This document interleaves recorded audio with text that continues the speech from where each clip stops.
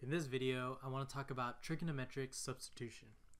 Now, trig substitution is a way to solve integrals that aren't really easily integrable by U substitution, a direct substitution, or a integration by parts.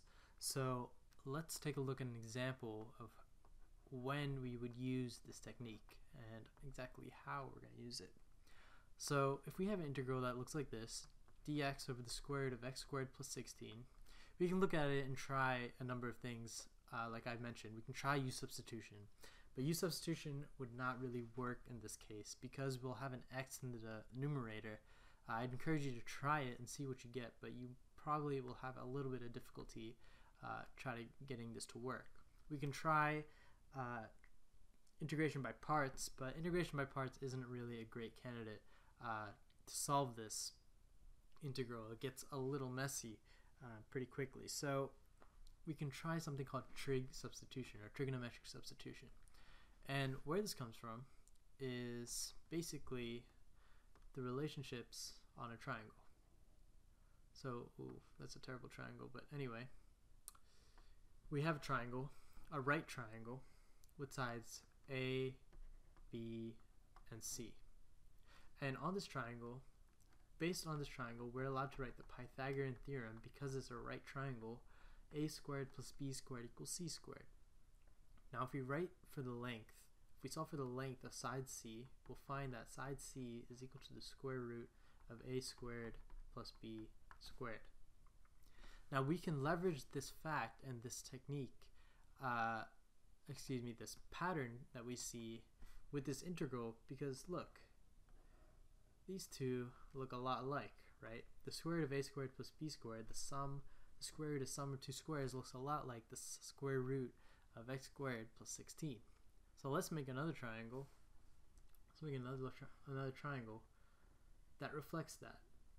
So we have another right triangle with hypotenuse square root of x squared plus 16.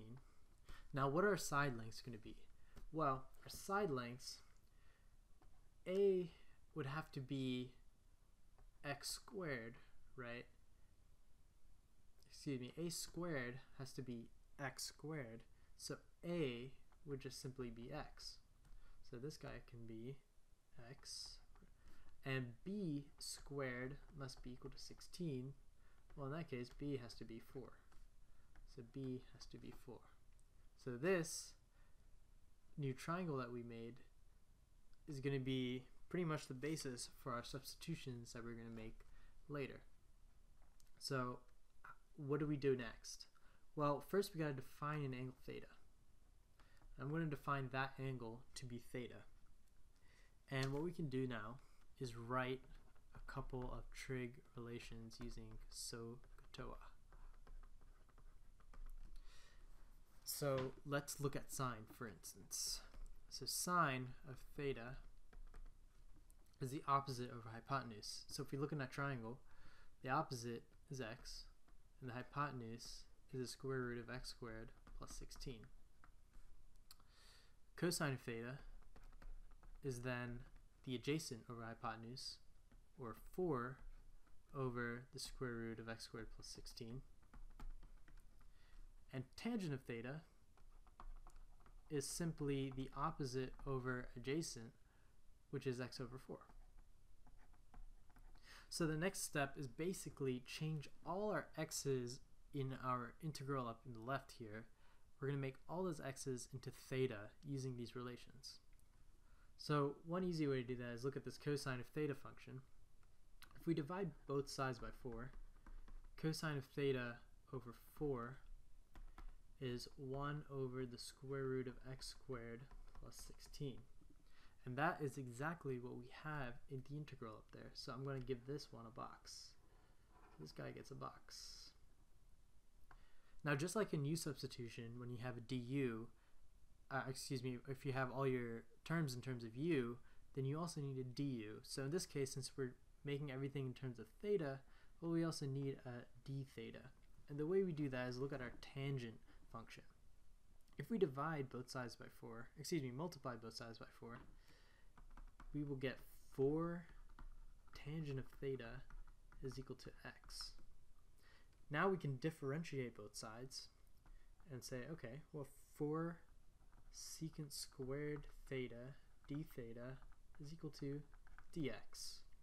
And this is also going to get a box because we are going to use this in our substitution. So let's do the substitution. So I'll rewrite the integral up here. It's going to be, it was what? The integral of dx over the square root of x squared plus 16. So in terms of theta, our integral is going to be the integral of cosine theta over 4 times 4 secant squared theta d theta.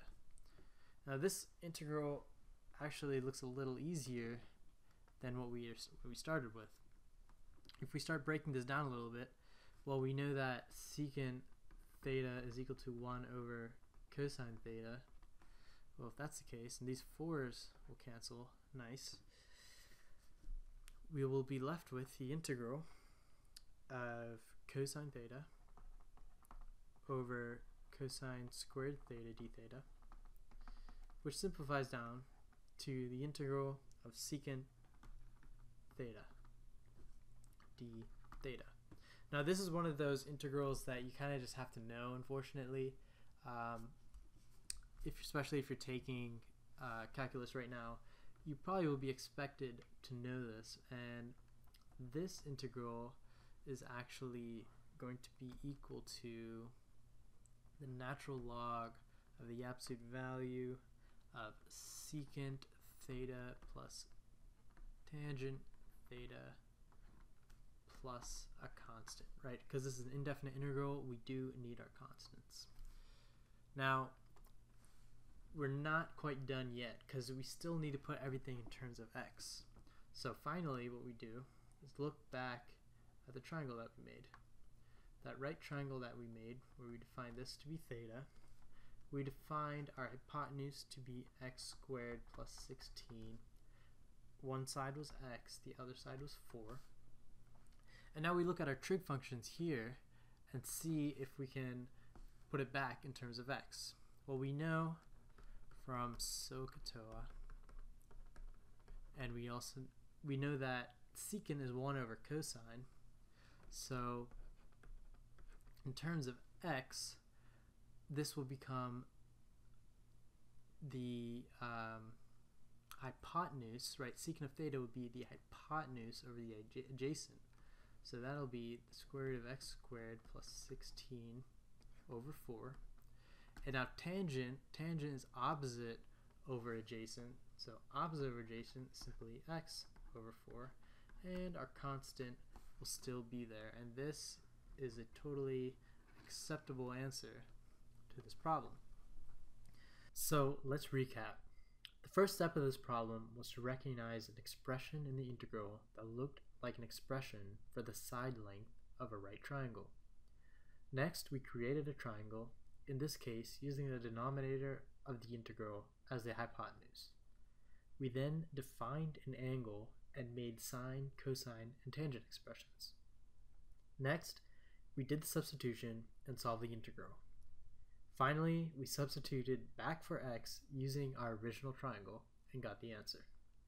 At first, this might sound like a lot, but try a couple more problems like this, and I hope you'll find that these problems aren't too difficult, and you just need a little bit of practice. So I hope that helped.